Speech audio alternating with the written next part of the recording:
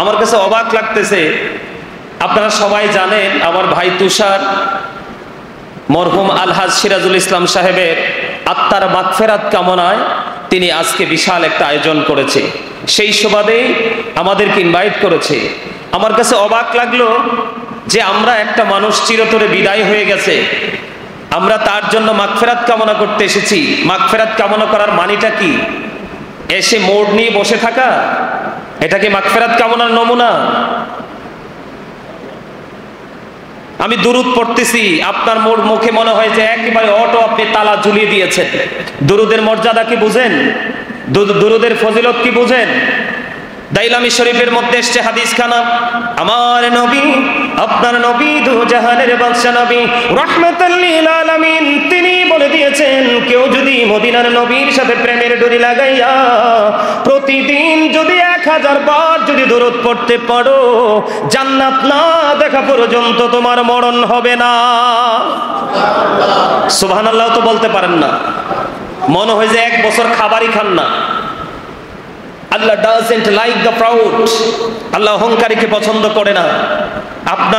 আপনাদের সামনে আমি আল্লাহর হাবিবের শানে দরুদ আল্লাহর জিকির করতেছি, আর আপনি মোড় নিয়ে বসে আছেন। আপনি কি মনে করছেন আল্লাহ রাব্বুল আলামিন আপনাকে আমাকে জবান দিয়েছে সুস্বাদু খাবার খাওয়ার জন্য? বন্ধুদেরকে নিয়ে কোনো কোলাহল পরিবেশে বসে বসে অপ্রাসঙ্গিক অপ্রত্যাশিতভাবে বক্তব্য দেওয়ার জন্য? চা দোকানে বসে বসে মানুষের বদনাম করার জন্য? কি জন্য দিয়েছে সেই খবরই তো রাখেন না। মনে করতেছেন এই দুনিয়া অনেক বড় নিয়ামত পেয়ে গেছেন। আল্লাহ রাব্বুল আলামিন পবিত্র কালামে হাকিমে সূরা আলে ইমরান 185 নম্বর আয়াতের শেষ অংশে বলে দিয়েছেন, ওমাল হায়াতুদ দুনিয়া ইল্লা মাতাউল গুরুর। এই দুনিয়ার জিন্দেগি, দুনিয়ার হায়াত এটা একটা প্রতারণা, ধোঁকার জায়গা। দুনিয়া পেয়ে এত খুশি, আল্লাহ রাসূলকে ভুলে গেলেন। মনে রাখবেন আল্লাহ রাব্বুল আলামিন আপনাকে জবান দিয়েছে আল্লাহর জিকির করার জন্য। কি করার জন্য?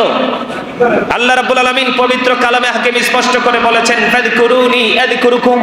আল্লাহ বলেছেন, remember me then I will remember you. Allah বলেছেন, তোমরা আমাকে স্মরণ করো, আমি তোমাদেরকে স্মরণ করব। আমি আপনার সামনে জিকির করতেছি, আপনি মোড় নিয়ে বসে আছেন। আপনি কোন ইমানদার? আজকে কেন আসছেন এখানে? শুটিং করার জন্য? এটা শুটিং করার জায়গা? মনে রাখবেন, নামাজ পড়লেই নামাজি হওয়া যায় না, আলেমদের সাথে সম্পর্ক রাখলে আলেমদের বন্ধু হওয়া যায় না, আপনার কোনো দান সাদাকা করলেই কিন্তু দানবীর হওয়া যায় না। আপনার মধ্যে দুটো জিনিসকে সমন্বয় করতে হবে। আল্লাহ বলেছেন, আল্লাযীনা আমানু, যারা ঈমান এনেছে, ওয়া কানু ইয়াত্তাকুন, এবং তাকওয়া অবলম্বন করেছে, লাহুমুল বুশরা, তাদের জন্য সুসংবাদ, ফিল হায়াতিদ দুনিয়া, দুনিয়ার জীবনে, ওয়া ফিল আখিরা, এবং পরকালের জীবনে। আপনার মধ্যে প্রেম, আপনার মধ্যে ভালোবাসা এবং ভয় ভীতি দুটোকে রাখতে হবে, তাহলে আপনি আপনার ফিউচারকে ব্রাইটনেস করতে পারবেন। অন্যথায় আপনি যত ধনী হন, যত শিক্ষিত হন, যত অর্থবিত্তের মালিকই হন না কেন, আপনি আপনার ফিউচারকে ব্রাইটনেস করতে পারবেন না। আমার কাছে অবাক লাগলো, আমি এত লম্বা সময় ধরে দুরূদ পড়তেছি আর আপনাদের চেহারার দিকে তাকিয়ে আছি। এই বাচ্চাগুলো ছাড়া প্রাণ খুলে একজনও দুরূদ পড়েন নাই।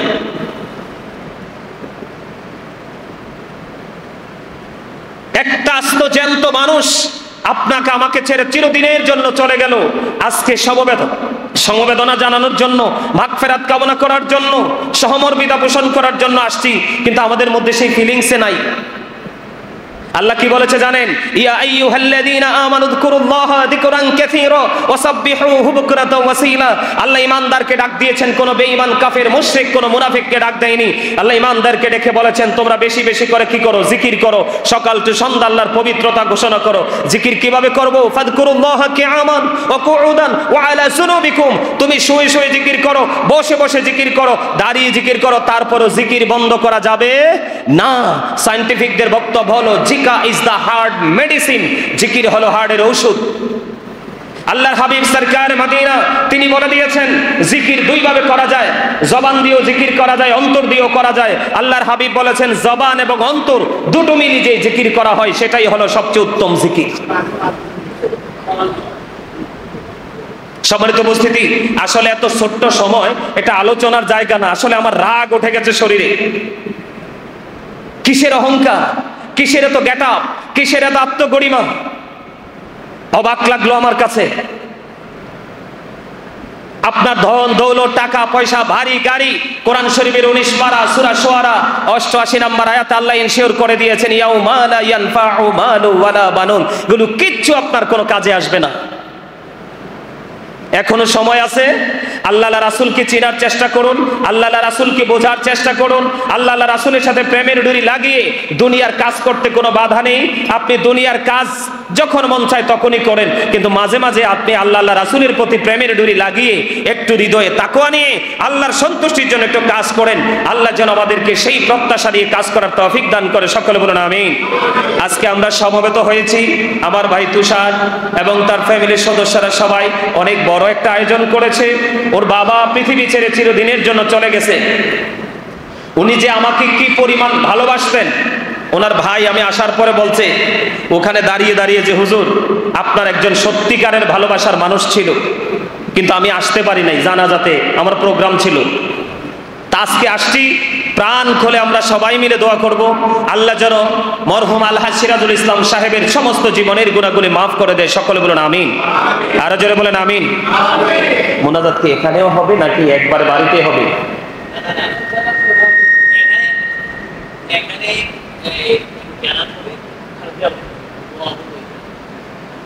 সম্মানিত উপস্থিতি, আসলে 9টার মধ্যে শেষ করার কথা, যেহেতু এখানে একটু জিয়ারাত করব, বাড়িতে গিয়েও একটু ছোট্ট করে আমরা মুনাজাত দিব, তাহলে সময় আমাদের হাতে একেবারেই নেই।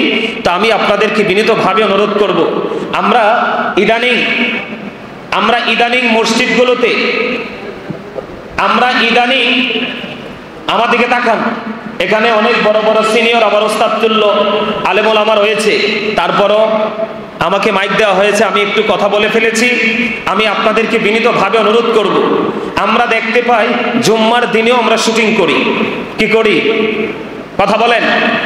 জুম্মার দিনে, যেই দিনটা রোজার ঈদ কুরবানির ঈদের দিনের চাইতেও দামি, শ্রেষ্ঠ দিন, এই দিনটা এত দামি, আপনি গত জুমা পড়েছেন, সামনের জুমা পড়বেন, মাঝখানের সবগুলো সগীরা গুনাহ মাফ হয়ে যাবে।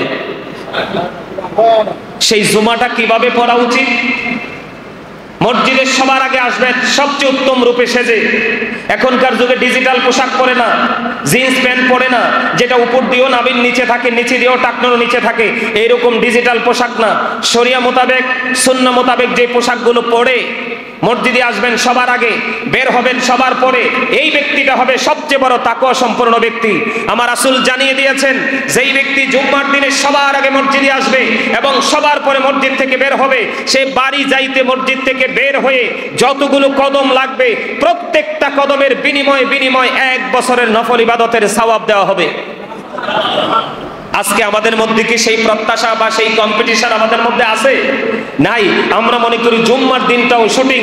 এই জন্য নামাজ পড়ার পরেও মিথ্যা কথা, সুদ, পরনিন্দা, গীবত, এমন কোন অপরাধ নাই যে নামাজ পড়ার পরেও আমরা করি না। তার কারণ আল্লাহ সূরা আনকাবুতে বলেছে, ইন্নাস সালাতা তানহা আনিল ফাহশাই ওয়াল মুনকার, নামাজ মানুষকে খারাপ কাজ থেকে বাঁচিয়ে রাখে। যেই নামাজি নামাজ পড়ার পরেও অন্যায় কাজ করা ছাড়তে পারে না, সে কখনোই নামাজি হতে পারে। এটা আপনাদেরকে মনে রাখতে হবে। সম্মানিত উপস্থিতি, আজকে আমার ভাই তুষার যেমনি ভাবে বাবার জন্য দোয়ার আয়োজন করেছে, আমরা যারা আছি আমরাও এখান থেকে শিক্ষা নেব। আমরাও যেন আমাদের আপন স্বজন, বাবা মা, আপন স্বজন যারা চলে গেছে, তাদের জন্য যেন আমরা এইভাবে মাগফিরাত কামনা করতে পারি, দোয়ার আয়োজন করতে পারি, এগুলাই তাদের জন্য হাদিয়া। এখন কিন্তু কিছু কিছু কাঠমোল্লা বের হইছে, এগুলাকে বেদাত বলে ফতোয়া দেয়। কি বলে ফতোয়া দেয়? কথা বলেন না কেন? কি বলে ফতোয়া দেয়? বেদাত বলে ফতোয়া দেয়। কথা বলেন। আল্লাহর কাছে পছন্দের কাজ হলো সময় মতো নামাজ পড়া, পরিচিত হোক অপরিচিত হোক মুসলমানকে দেখা মাত্র সালাম দিয়ে দেওয়া, আর মানুষকে খাইয়ে দেওয়া। আপনাকে যদি দেই তাহলে আপনার বেলায় হইলে সঠিক আছে, কিন্তু আরেক জায়গায় দিলে এটা বেদাত। এখন কিন্তু সেই মৌলবী আমাদের সমাজে প্রকাশিত হচ্ছে। আমাদের সেই জায়গাগুলো থেকে সচেতন থাকতে হবে, অ্যালার্ট থাকতে হবে। এবং বাবা মার সাথে ভালোবাসা হলো, বাবা চলে গেছে, বাবার যে বন্ধু আছে, ফ্রেন্ড সার্কেল আছে, তাদের সাথে সুন্দর একটা প্রেমময় বন্ধনে আবদ্ধ হয়ে থাকাই হলো বাবার সাথে উত্তম আচরণ করা, ভালো আচরণ করা। এগুলো আমাদেরকে মনে রাখতে হবে। আল্লাহ যেন আমাদেরকে ইসলামের সঠিক রং নিয়ে যেন আমরা পথ চলতে পারি, আল্লাহ যেন আমাদেরকে সেই তৌফিক দান করে, সকলে বলেন আমিন। এই বলে আমি আমার সংক্ষিপ্ত আলোচনা শেষ করেছি। আখিরি দাওয়ানা আলহামদুলিল্লাহি রাব্বিল আলামিন।